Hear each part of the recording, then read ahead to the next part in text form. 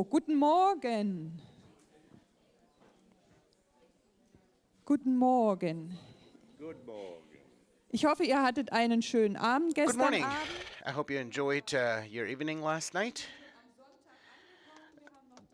It's already Sunday today, and we have 3 more presentations for today, 2 more housekeeping remarks.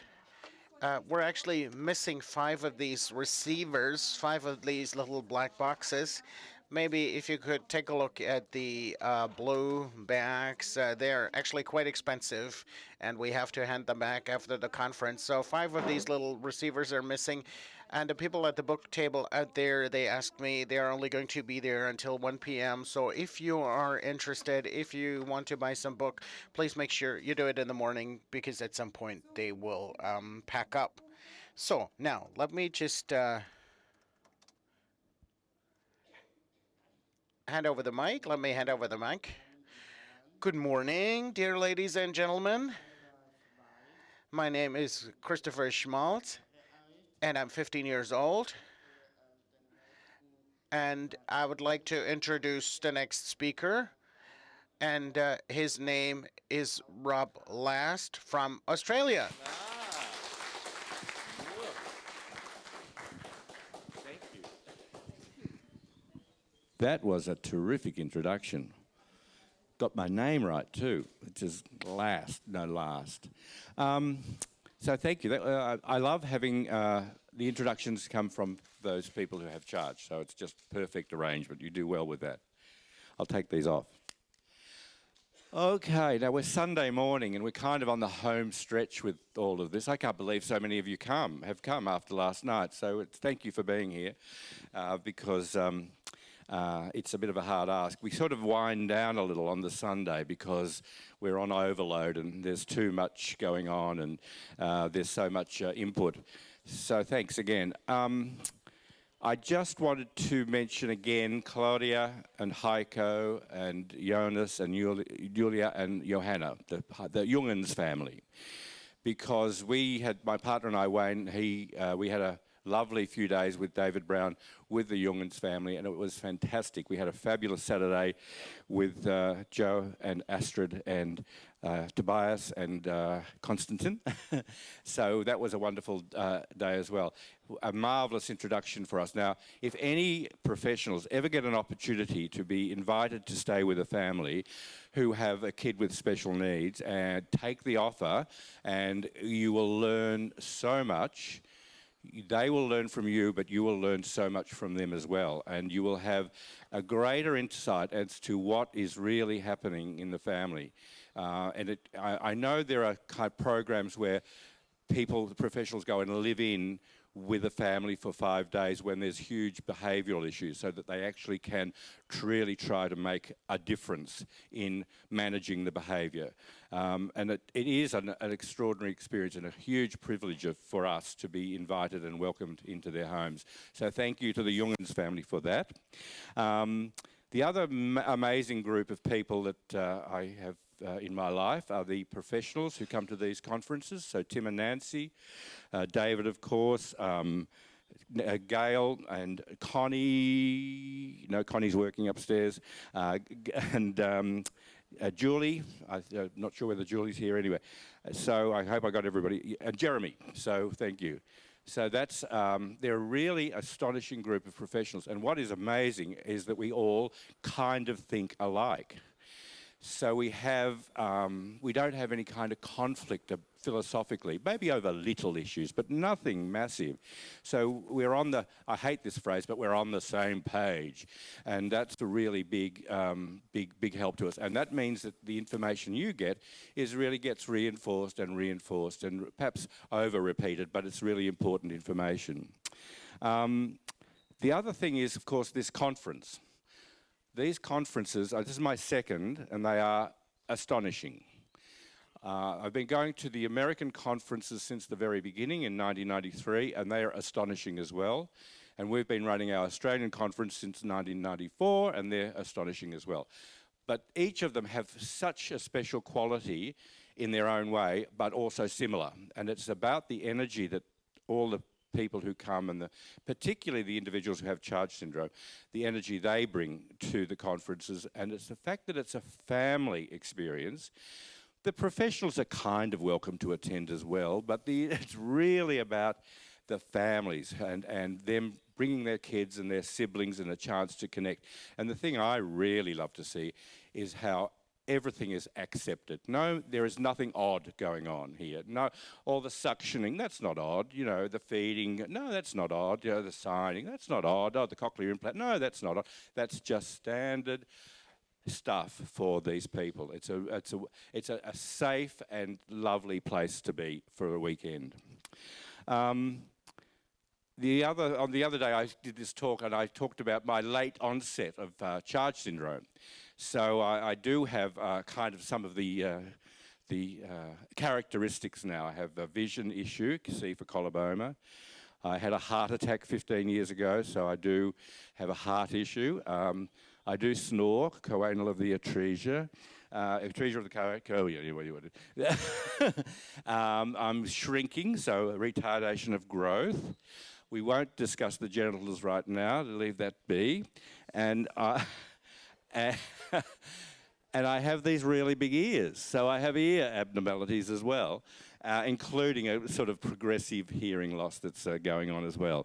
I also have the most recent one is the incoordinate swallow. So things are going down the wrong way. So I'm sort of having a chat and then suddenly it might be saliva or it might be a bit of watermelon that's gone down the wrong way. So I go into this terrible coughing fit and have to get it back up. So having a good, healthy cough is, we all know, is really important for kids with the charge and adults with charge. How I started in my career, well, the thing that really motivated me, strangely and unexpectedly, when I was 14, my mum used to take my sister and I to the theatre. Not my older brother, but one of the plays we went to see when I was about 14 was The Miracle Worker. So it was a play on stage. It wasn't a film. And I don't know whether you know, The Miracle Worker is about Helen Keller. And somebody talked about Helen Keller. They had a slide. I think it was Julie. Yeah, it was Julie. And her teacher, Annie Sullivan. And this play was so amazing to me. And I had no idea about my career aspirations. And it was a 3-act play, and it was about the Keller family managing this difficult 5-year-old.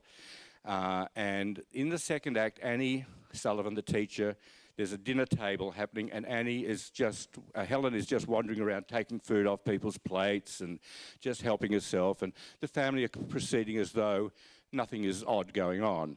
And Annie gets up and orders all the family out of the dining room and takes control of Helen and teaches her to sit. And this all happens in 10 minutes, of course, but on stage, but it really would have taken days and days. And teaches Helen to sit, use a napkin and sit and eat with the family. And it's a huge fight on stage is happening, really, really physical fight. And I can visualize that scene so much today. And of course in the film it's repeated as well.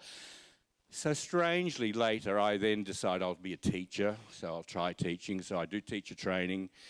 And it was for primary teaching. And I thought, I don't think I want to teach 25 children every day. I want to do something a bit more. And I then got into the course to be a teacher of the deaf. And I got really lucky with that decision because it suited me perfectly.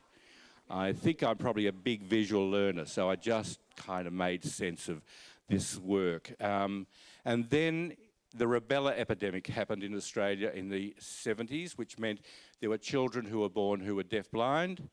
And so those kids then started to come to the work where I was working, which was a service for parents and their children. And so these challenging children came to us. We didn't know what we were doing. However, I got to meet Jan van Dijk in the Netherlands, and I asked him to come to Australia. And he came with his wife and children and lived in Australia near the centre where we worked. And we worked with him day in, day out. And we'd all learnt enormous amounts about working with children who are deafblind. So for Jan, and I'm going to visit him in a couple of weeks, he was just the guru to me. He taught, he understood, he was academic, he was a wonderful practitioner, he's funny, he likes a beer, and he was just a marvellous person to have as a mentor for all that time. So I got very lucky in my career. So I had a fantastic career. I finished it 2 years ago, or maybe 3, I'm not quite sure. So I am retired, but this is all like pleasure for me. So this is not like work. So when I come to present to you, I feel this is just a real lucky break that I'm here. So thank you for accepting me and all the Australian families and the American families and the UK families for accepting me into your lives all these years. So it's been a wonderful opportunity. Okay, so let's move on to what I've prepared. I'll skip through it a bit. Now, who was here on, did anybody hear this the other day? Mitch, oh, well, yeah, well, you can put up with it again, all right? So I'm talking about communication, behaviour, play and passions. And, and so this is something, certainly communications has been a big passion of mine all through my career because of the teacher of the deaf side of things. And also the thing of connecting with children so that we kind of come into a space where we start where the children are at, where they are. We're not demanding they join us, we join them. So this is Nikki. Oh, I'll show Nikki. Nikki was a Skype meeting that I had. And she had cochlear implant and lots of surgeries, the usual charge stuff, multiple hospitalizations. And Nikki, from these experiences, had really withdrawn into herself. So it was her world had just overwhelmed her, and she was very withdrawn. And that's not unlike a lot of kids with church. Even though we see these kids last night who are really out in the world and going like crazy, there are that risk of being withdrawn. So Nikki had been a cochlear implant 18 months previously, but was still very withdrawn. So the mum asked us, asked me, is anxiety part of charge? And as Tim often talks about, and Nancy talks about, and David, anxiety is absolutely about charge. And there's all sorts of thoughts that we have about what is going on, but we kind of pretty much agree. Anxious is a word that describes not understanding what is going on. And we can see the anxiety levels rising in children when things are a bit unclear and we're not sure what's going to happen next and how is it going to work. So it is about having a good understanding of their day, their week. So routines and plans. Tim talked about plans, knowing how to anticipate, having stuff to anticipate what's going to happen. Because when we change our minds about, oh, we're going to do, oh, no, we'll go there first, that can then bring the anxiety right back up again. And of course, that can lead to behaviours that can be challenging. Nancy talked about OCD, obsessive compulsive disorder, and she then said, but we now see really obsessive compulsive disorder-like behaviours. So she says it's not a label that actually fits kids, and she thinks too many labels are put on kids with charge, which I agree with. But I think we need to look at ourselves and say, oh, well, what obsessions do we have? So I think everybody in this room has some little obsession that they really need to confess to. And I'll show you mine. So this is my CD collection. It's in alphabetical order, and I can access a CD very easily. So when somebody says, oh, have you got that music? And I say, yeah, I can get it. And so I can get it very easily. So that reduces my anxiety about being able to access my stuff. I'm a bit the same with any of my presentations. I've got them in filing cabinet, and so that helps me a lot. So just back, there's obsessive compulsive disorder. Autism spectrum disorder gets brought up as well. Repetitive behaviours, we do see those sorts of behaviours too. Attention deficit or unable to focus or stay on task. Tics and self-harm can happen.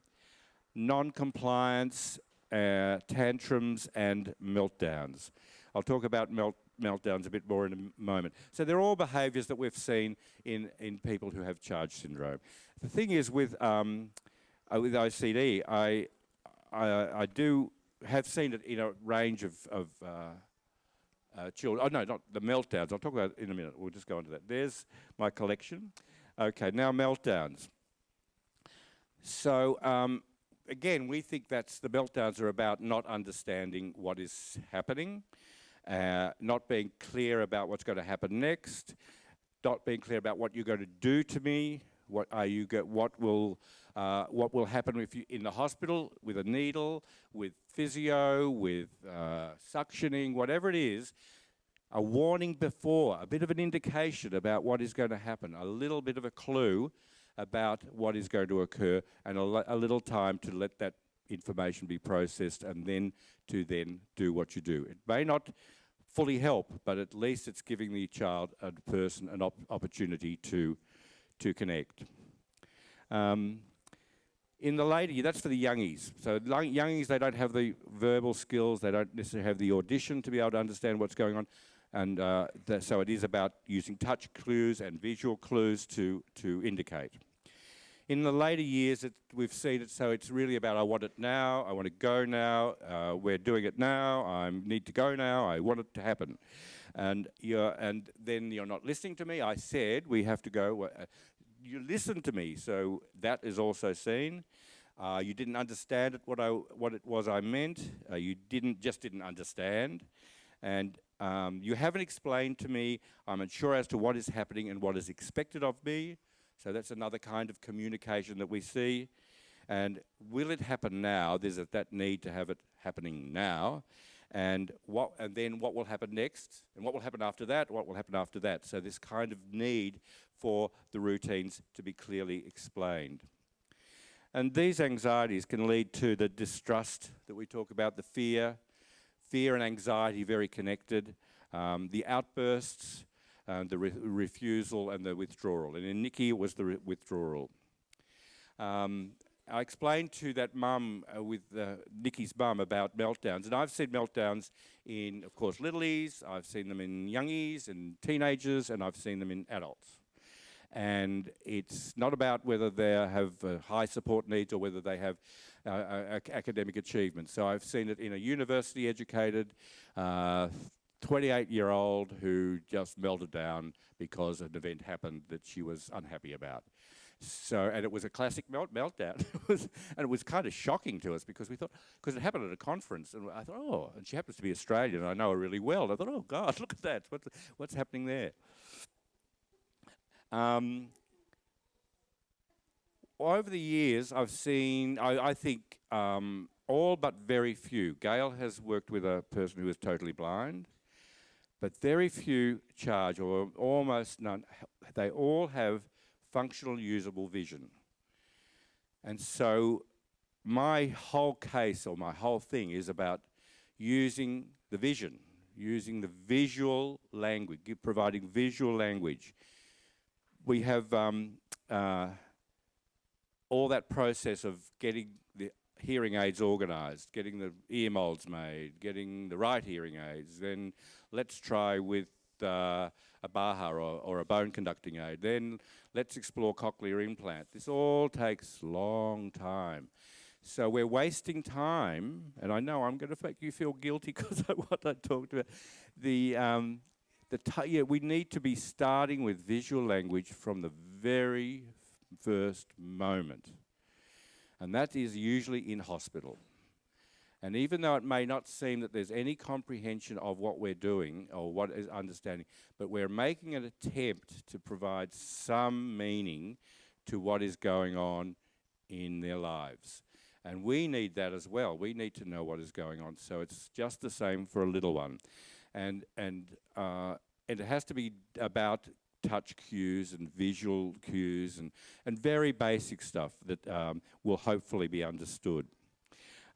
Just back to the vision thing, I'll show you. This is Belinda, and this is the meltdown. She'll hate me saying this, but she did the meltdown.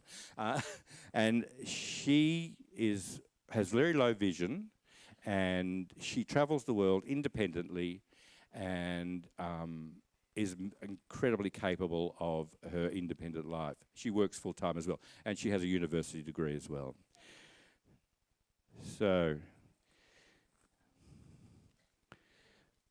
all the visual audition and visual language. So there's so many areas within that we have. We have the use of hearing aids, cochlear implant. We have bone-anchored hearing aids. We have FM systems, sign language, keyword signing, body language, gestures, facial expression, pointing, mime, real objects, symbolic objects, photos, drawings, symbolic drawings, and reading and writing. So that's all this range of stuff. Now, Gail was saying the other day, and I agree with her, that she was feeling sometimes we use too many things. So out of all that list, we need to find out what is meaningful, what makes sense for the child, what is meaningful.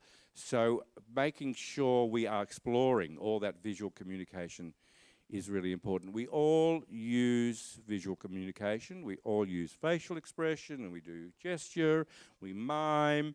Some of us are a bit more expressive. Spanish people are terrific at it. The Chinese are not so good at it because they're much more controlled. The show-offiness, like me, is good at it, and maybe the Tim, who's not so as much as is not so. So we vary in our ability to be visual in our behaviour. One of the things I think we need to know about is how do we acquire a sign language system. And in the early days, it's really about just being confident in your ability to mime and point and gesture and be expressive in all sorts of ways.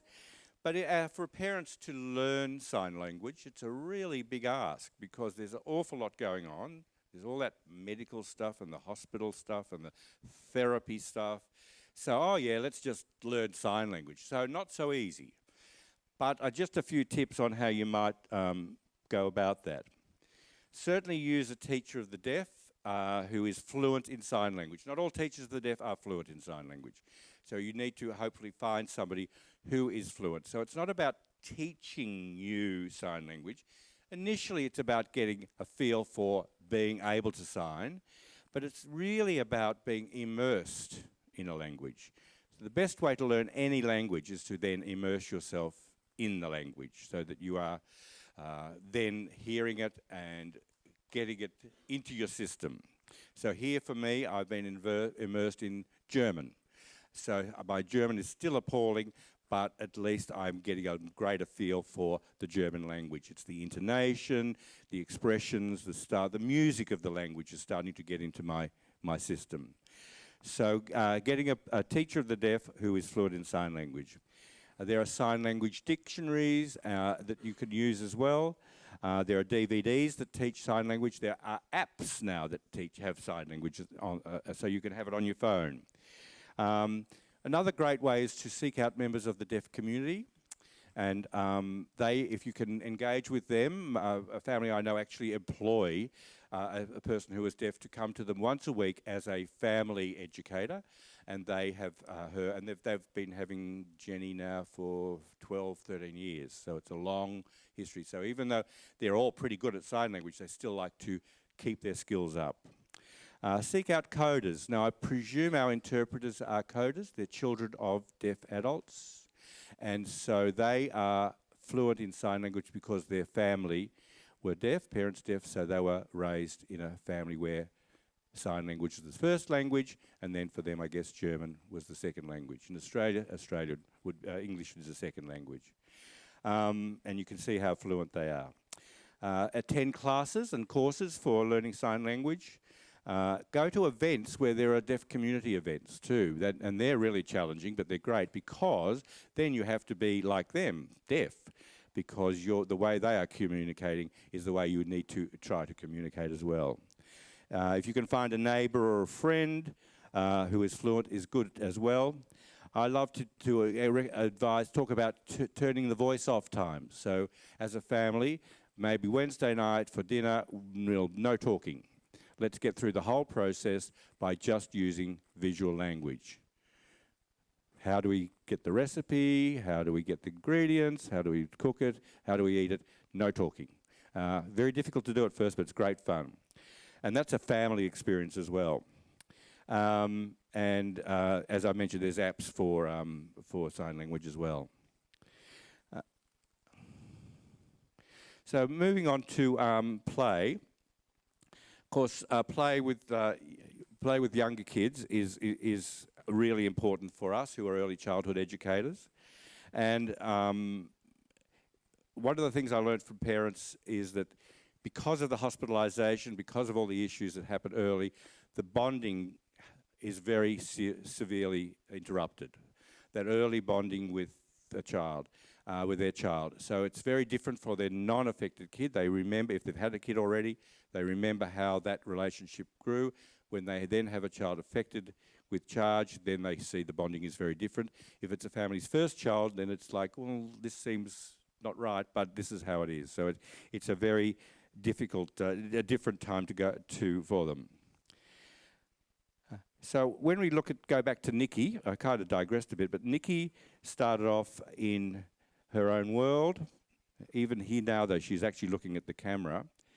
And then she is just engaging in her own way, flat on the floor, that lovely position that kids with charge love.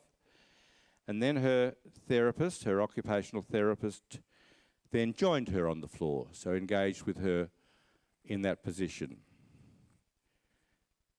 And then Mum and therapy and Nikki all getting into it on the floor. Nikki's starting to engage with objects more, and then starting to look at Mum more. And Mum's using, visual aids to attract that. Nikki is then happy to play in a box. Boxes are terrific. At the Jungen's house, I saw Jonas sit in it. He got a bit anxious about something, so he went and sat in the box that had all the T-shirts that all the kids were wearing yesterday. And that was his little safe place for a while after he had a little accident with a broken glass. So it doesn't have to be flash equipment. And then Nikki starts to play with a doll. That's always a great sign. And in this case, she's making something to feed the doll. And then engaging in tabletop play, and then joining in with a painting exercise with her therapist. So that's a lovely little series of pictures to show that very gentle progression to emerging into the world, sort of, I would imagine. Okay, now the next bit, I love this bit. I've seen these videos many times, and Heiko gets embarrassed because he's a star player with his son Jonas. And but they really, really help. Certainly they help teachers a lot to understand the right play, the good play with kids. I love using these tapes in America and Australia because they're in German. So what I'm asking the participants to do is to look at how much they understand about what the play is, what is going on, and then to realize that there's a lot of visual language that helps them to understand without necessarily understanding the German. So it's Heiko and Jonas, and it's 3 videos, and we'll look at all 3 first.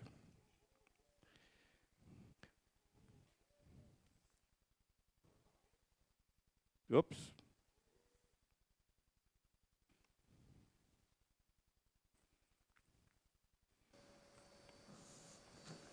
Tipp, Tipp. Wollen wir 2 was spielen? Guck mal. Wir machen mal 1, 2, 3, 4, 5. Jawohl, jetzt gut. 1, 2, 3, 4 und 5. Hey, prima. Machen wir es gleich nochmal.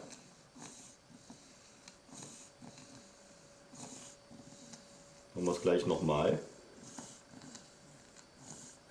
Okay. 1, 2, 3, 4, 5. Hey, du warst zu schnell. Und jetzt der Jonas. Jetzt du. 1, 2, 3, 4 und 5. Prima. Bravo. Naja, schön hinsetzen. Machen wir es nochmal. Ja. Wollen wir nochmal das Lied singen? Hallo? Wollen wir nochmal das Lied singen? Ja. Okay, pass auf, wir fangen nochmal an. Es war eine Mama, die hatte 4 Kinder. Den Frühling, den Sommer, den Herbst und den Winter. Der Frühling bringt Blumen, der Sommer den Klee. Der Herbst bringt Blumen, der Winter den Schnee. Genau so geht's. Ja? Wollen wir auch nochmal das mit dem Gockelhahn singen? Ja, mit dem Gockelhahn. Na, das, pass auf. Aber mach's schön mit. Willst du mitsingen? Das machen wir später nochmal. Jetzt machen wir erstmal den Gockelhahn. Okay? Pass auf. Auf der grünen Wiese steht ein Gockelhahn. Wär so gern gefahren mit der Eisenbahn. Eisenbahn hält an, Gockelhahn steigt ein, fährt zur Tante Susi in die Stadt hinein. Hallo Tante Susi, sagt der Gockelhahn. Ich bin heute gefahren mit der Eisenbahn. Tante Susi spricht, nein, nein, nein, das glaube ich nicht. So einen dummen Gockelhahn nimmt die Bahn nicht mit. Prima.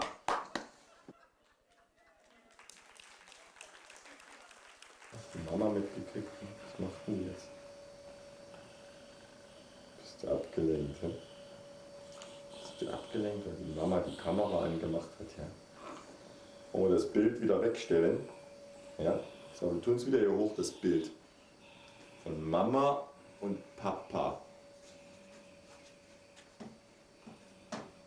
Schau her. Da tun wir es hin, das Bild, okay? Siehst du es noch? Ja. Da ist das Bild. Mal da oben, was ist denn da oben? Kannst du es mir mal zeigen? Das da. Hey. Ist das da oben das Licht? Das Bild, das willst du haben, ja? Okay, pass auf, ich hol's nochmal. Schau her. Da ist es wieder. Was siehst du auf dem Bild? Eine Nase.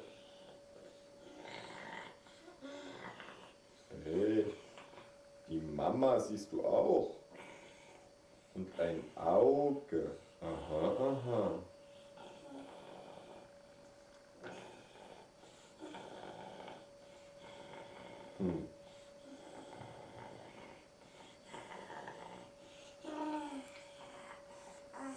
Und nun? Soll ich es wieder hinstellen? Auf der Papa, genau, der Papa stellt es wieder hier hoch. Schau her. Siehst du es noch? Da steht es wieder. Was denn? Willst du es schon wieder haben? Du hast doch gerade gesagt, ich soll es hochstellen. Soll ich es nochmal holen? Soll ich es nochmal dem Jonas zeigen? Ja? Okay, pass auf. Holen wir es nochmal her. Das ist ein schönes Bild. Ja?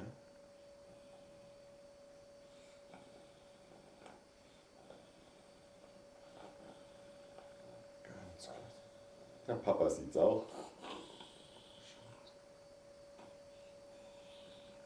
Der Papa und die Mama.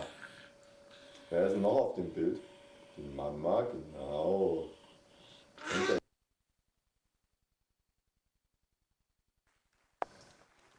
Schau mal. Und jetzt, hör mich mal an, jetzt darfst du eine Karte umdrehen. Eine. Mach mal. Dreh mal eine Karte um. Okay, wer ist das? Legst du wieder hin? Das ist die Dora. Und jetzt musst du noch eine zweite Dora finden. Wo ist die andere Dora? Da, denkst du? Oh, und wer ist das? Leg's hin. Ein Boots. Passt nicht zusammen, ne?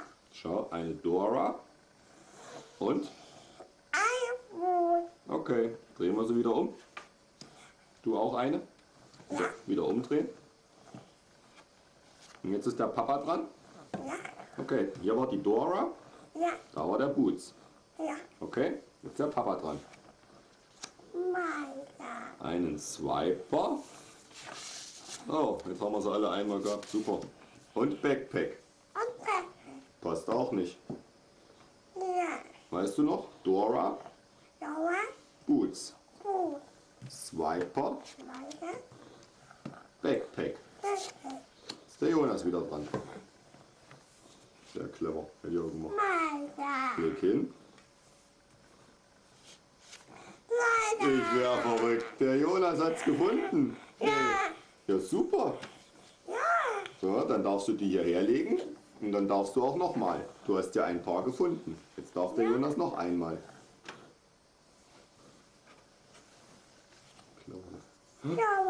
Eine Dora. Wo ist die andere Dora? Das gibt's doch nicht. Du hast schon wieder gefunden. Ist ja klasse. Wow. Okay, ja darfst du nochmal. Hast du schon wieder ein paar. So, schau mich mal an. Jetzt darfst du noch einmal. Darfst du noch einmal. Boots. Und wo ist jetzt wohl der andere Boots? Der soll es sein. Zumindest ist es die da oder da. Das gibt's doch nicht. Du hast ihn gefunden. Ah. Er war sich sicher, dass dies nicht ist. Und nun? Backpack. Und wo ist der andere Backpack? Ja, klasse. Prima. Toll. Du hast sie alle und ich hab nix. Schau mal, wie viele hast du gefunden? Zähl mal bitte. 1, 2, 3, 4. Und wie viel hat der Papa? Ich hab gar nichts. Du hast alle alleine gefunden. Super. Das war ja mal klasse.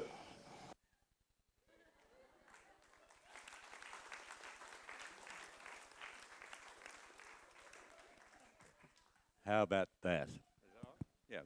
And the filmmaker, of course, is Claudia, so she's the one behind the camera, so a real family effort.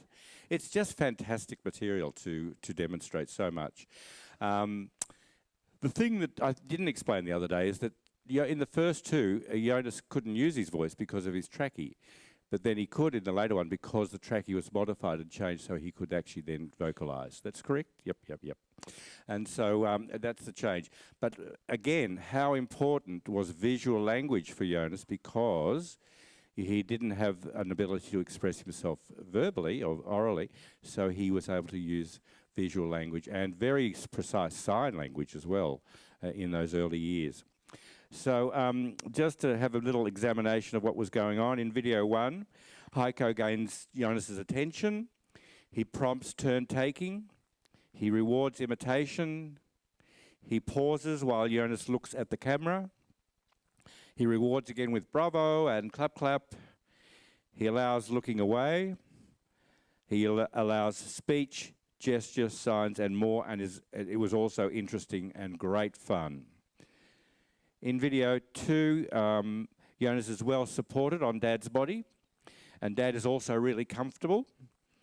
Dad allows follows Jonas's interests really well. It was very clear what Jonas wanted to do. He allowed time for Jonas to process the information. He responds to Jonas's request for a repeat. And Dad uses animated, interesting and rewarding facial expressions. That moment where you both look to the photo is fantastic.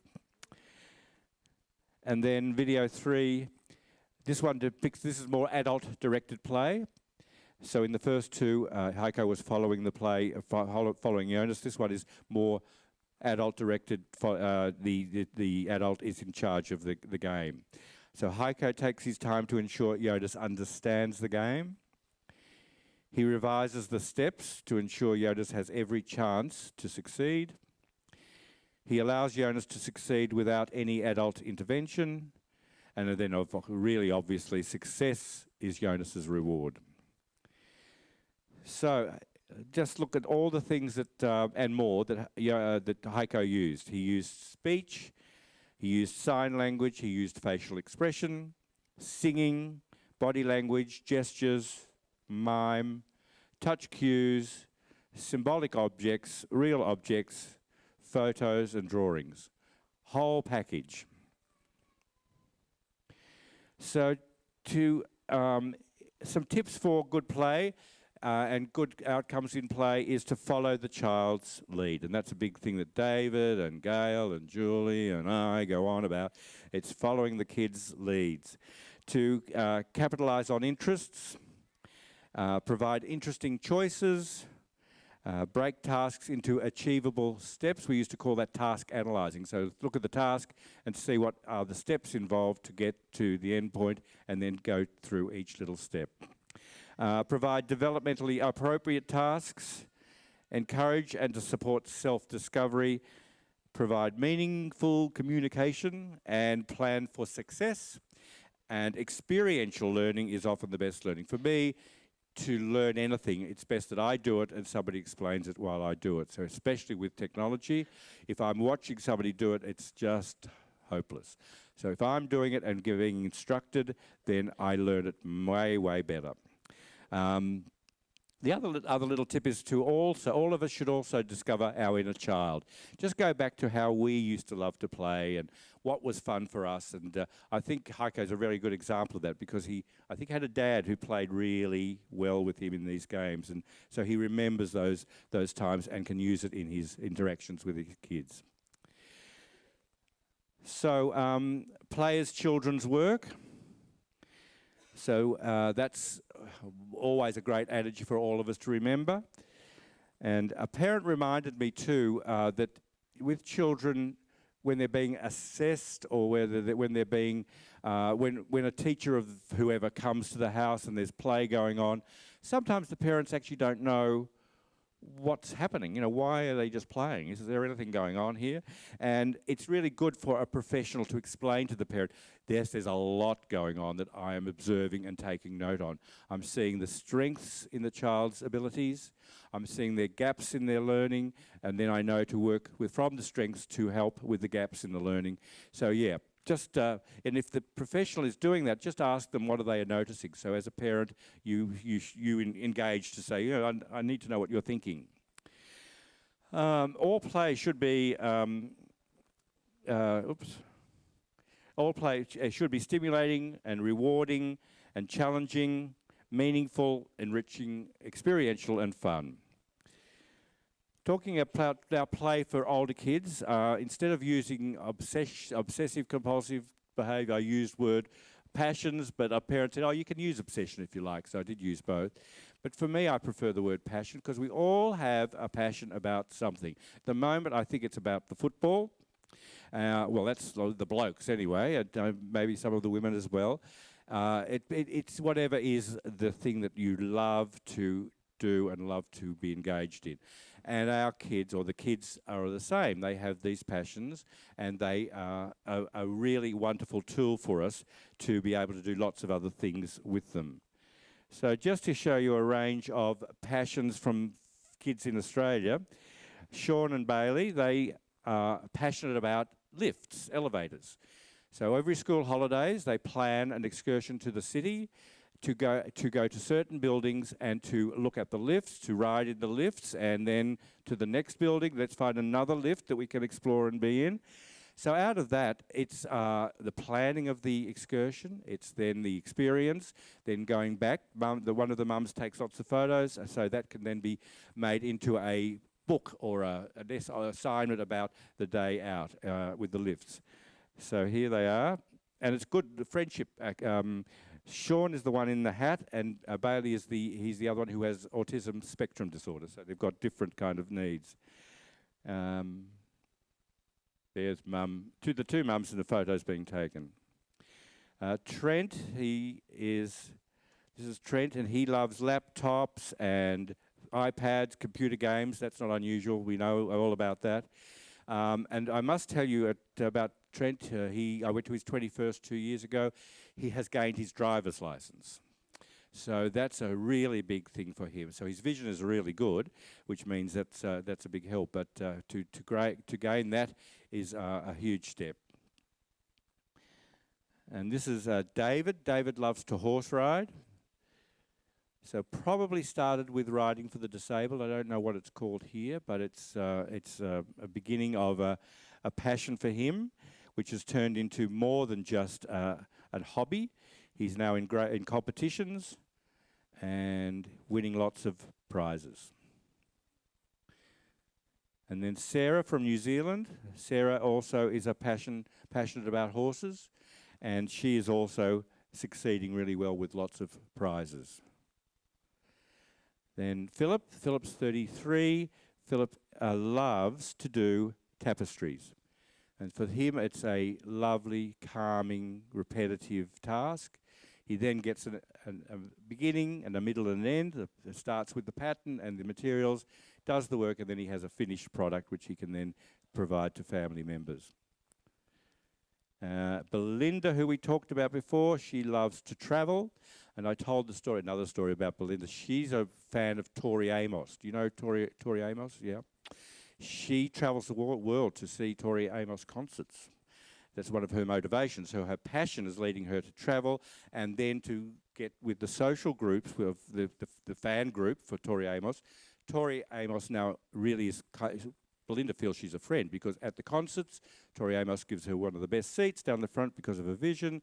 She sees her after the show and she finds out how she's doing, and so they have this amazing connection. So that's really a great outcome. Ellen, some of you would know about Ellen from Facebook. Ellen is a Facebook addict, as she calls herself, and that's her world. Her Facebook for her is her whole social. So her social connection is the world. And Sean, who was in the earlier one with the lifts, elevators, and Sean's passion is caravans as well as lifts, and he'll tell you about it. Sean, I'd like to know what got you interested in caravans. When I put down first magazine, with it, then I got none for another one. Okay, so that was about, you found a magazine, right? A book and magazine. A book and a magazine. Oh, you bought a magazine. Okay, got it. And it was about caravans. All right. And would you like to tell me about what's up here? It's a caravan. Oh, the caravan lights. Beautiful. And how far do they go? We're about 20 meters. Okay. From there all the way down to... Down to the power plant. Okay. And you want to show me something down here? This is one of all the cars I've got. This is your favourite of all the cars or caravans or both? Both. Both, okay, all right. Yeah, I agree. It's my favourite too. And there's something else you've got there you want to show everybody. And this was my first magazine. Ah, that's your first magazine. Is it old? It's March 2011. March 20... 2011. So, now magazine collection Yeah. started from this one. Yep. And it went all the way Yep. Yep, so the magazine collection starts there and goes all the way up to there. Okay, great. It's a terrific collection. Wow. All right, that's it? All done? Thank you. Sean, because of his facial palsy, his articulation is really difficult. So that's one of the families who embraced sign language very early. So his first language is Australian Sign Language. Speech came later, once all his audition stuff was sorted out. He uses a Baha really well. But again, because of his articulation, he needs to use sign to help explain what people haven't understood. He has been in hospital recently, and he went right back to using sign language while he was very sick. So it's interesting having that support language is really, really good. This is Julia, who loves to sort and organise and has a job at a local gym sorting out the paperwork. And this is Mitchell, who loves Australian Football League, the AFL, and also loves to spin objects. This is Sophie, who loves to play basketball. So let's see, watch for number 5.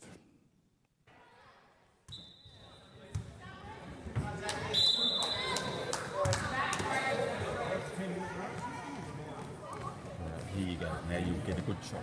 She'll run the ball down.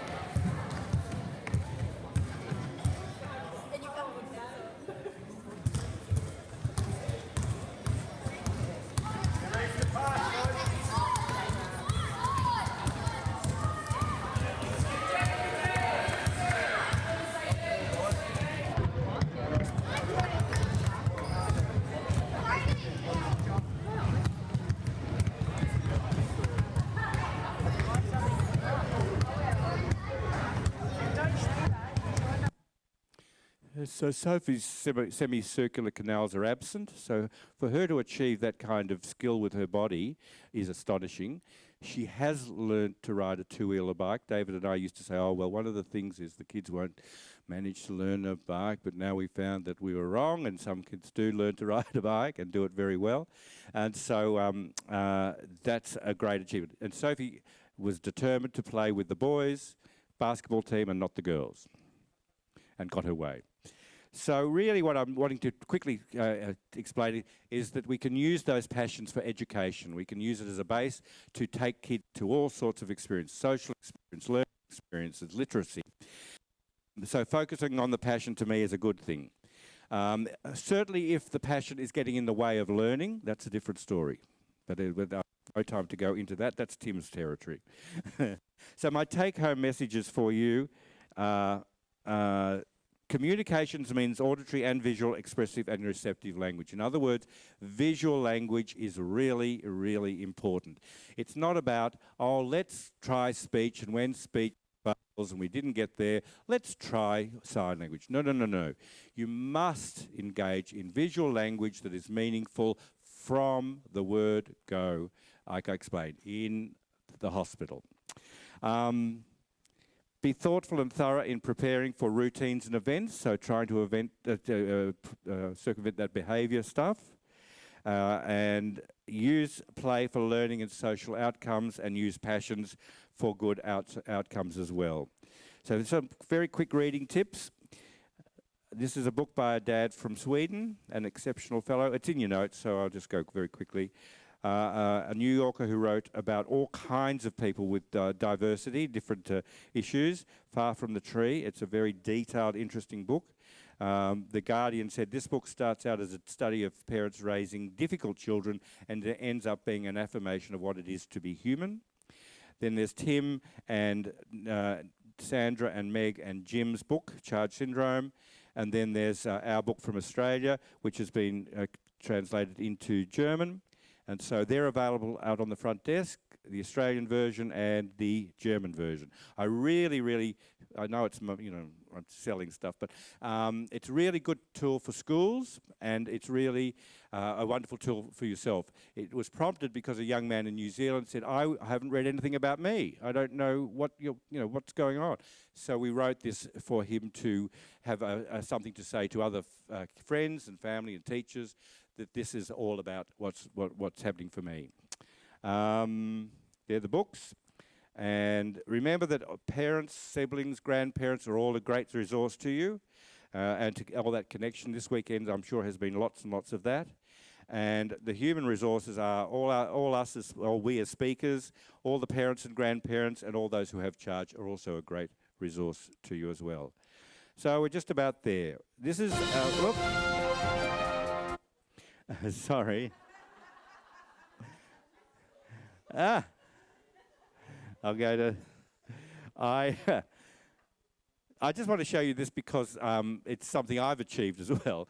So it's a bit of an ego trip, so my apologies for that. But it does show that anything is possible. And so this was filmed by a colleague a few years ago, and then he turned it into a little film because he was learning how to use the audio system, the video editing system. So let's have a look at it.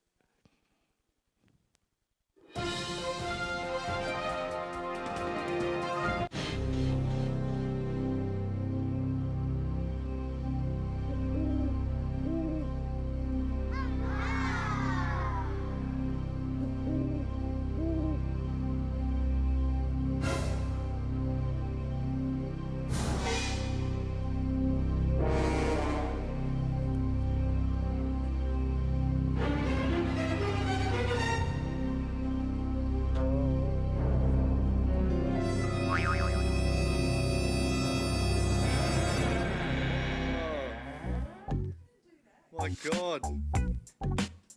The crowd's going wild. It's pretty impressive, Rob.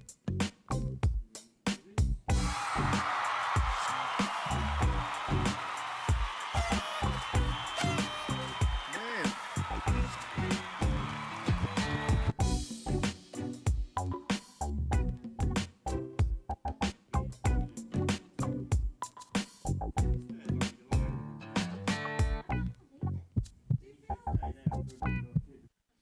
Thank you very much.